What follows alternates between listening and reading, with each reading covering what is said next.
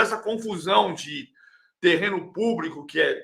O importante é entender o seguinte: por que o fundo de investimento, a Caixa gerencia um fundo de investimento que se chama Porto Maravilha, né? Que é, para ficar buscando direitinho aqui, é parte do processo de viabilização da operação urbana consorciada, que nasceu para quê?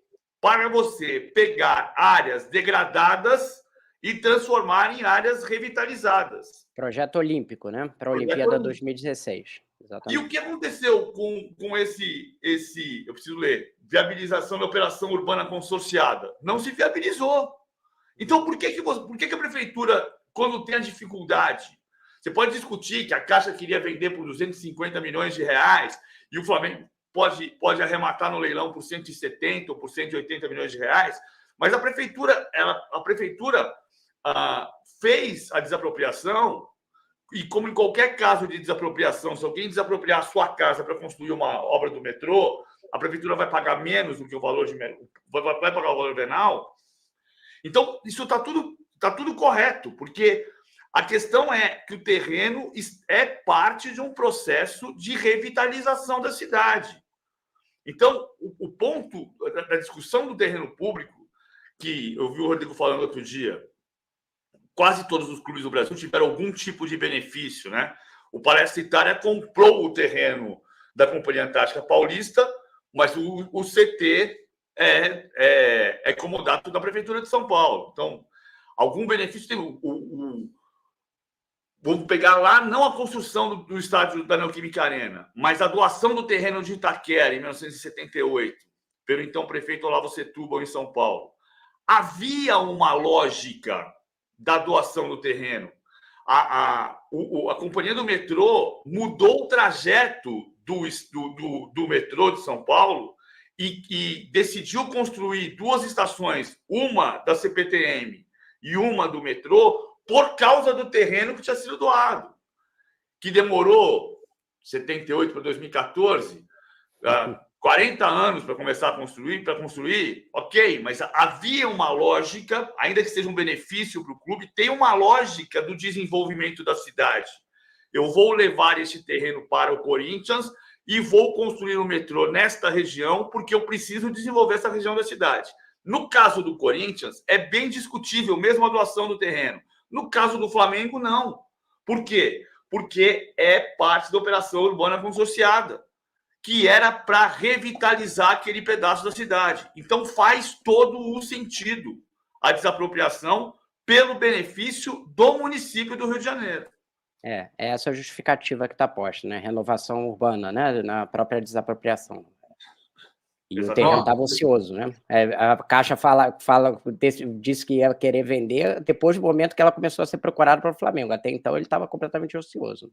Você sabe, uma outra coisa, uma história curiosíssima, só desculpa, eu sei que eu estou falando demais, Martins, desculpa. Essa que tem umas histórias deliciosas, essas descobertas de como os terrenos foram doados. Tem uma história sempre que o Lauro Natel beneficiou São Paulo porque era governador do estado. O Lauro Natel foi governador do estado depois da construção do Morumbi, durante um pedaço de 6 meses durante a construção do Morumbi nos anos 60. A doação do terreno do Morumbi, ela foi feita pela imobiliária Aricanduva, que era uma imobiliária que pertencia ao governador Adhemar de Barros, que era de Piracicaba, de onde também era Cícero Pompeu de Toledo. Então, é claro que havia uma relação de intimidade ou, eventualmente, promiscuidade.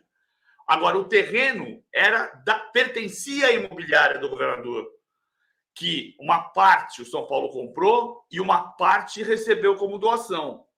Como era o governador do estado, fica muito claro que tem uma relação ali.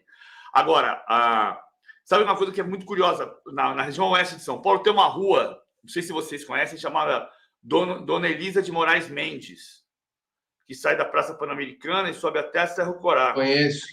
Sabe quem era a Dona Elisa? Não faço a menor ideia. Era a sogra de Adhemar de Barros.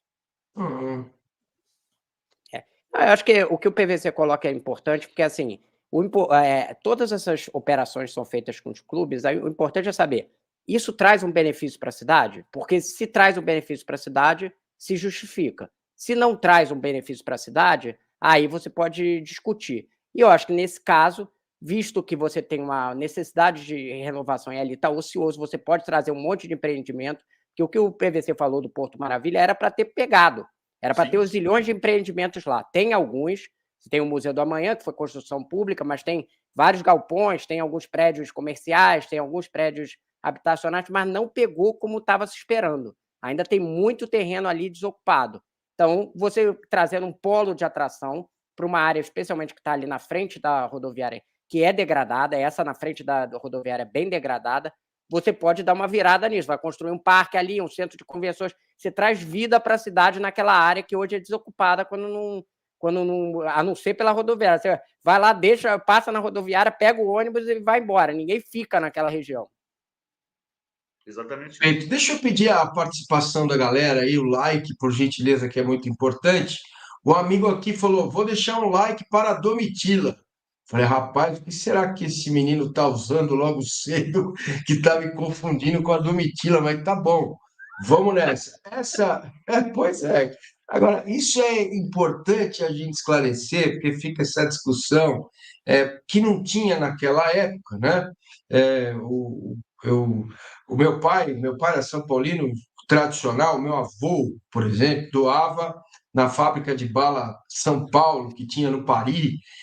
Meu avô trouxe para o Brasil com a minha avó Elvira, meu avô Américo e minha avó Elvira, a fórmula da bala de leite, da bala toffee, né?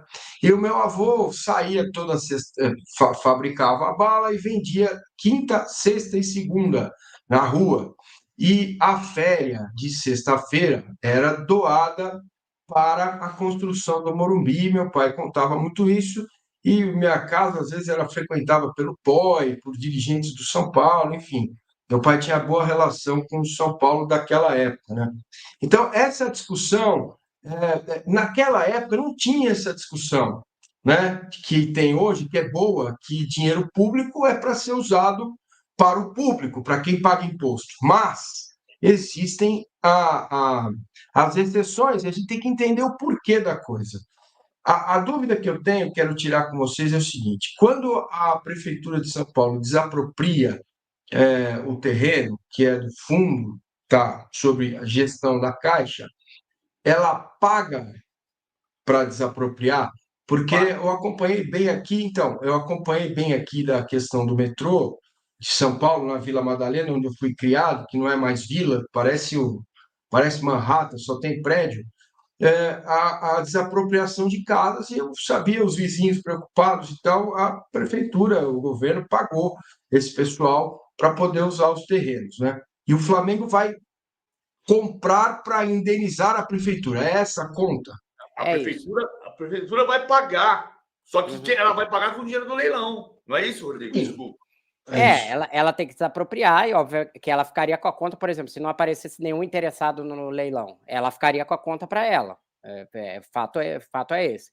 Mas, como já está com uma operação montada, né, ela vai pagar o valor que é do metro quadrado. Ela já tinha até desapropriado uma outra área contígua, né, que é o que formou o terminal Gentileza ali, e aí ela vai pagar algo como 140 milhões, e ela pode ganhar mais se o Flamengo fizer um bid, né, uma proposta maior dentro do leilão, porque o leilão é aberto para todo mundo.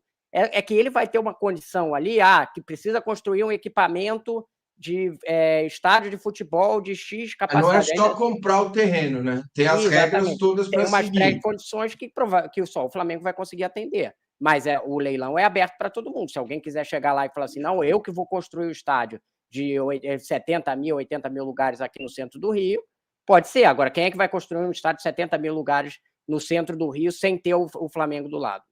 Então, acaba que tem essa... Mas o dinheiro, a prefeitura não vai tirar dinheiro do caixa dela no final das contas, porque ela vai ser ressarcida do dinheiro de volta, né? Digamos assim. Isso.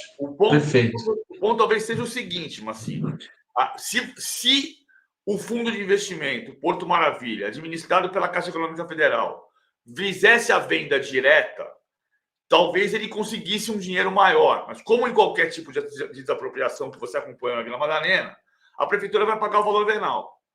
E ela não vai pagar o valor de mercado. Se você pusesse seu apartamento na Vila Madalena, pusesse, né, Ou dar um outro exemplo aqui. Sabe que a casa dos irmãos Batista, que fundaram o Titãs junto com a Rita Lee, ficava na rua Venâncio Aires, onde hoje vai ser a estação Sesc Pompeia do metrô. Ela foi desapropriada pelo valor venal.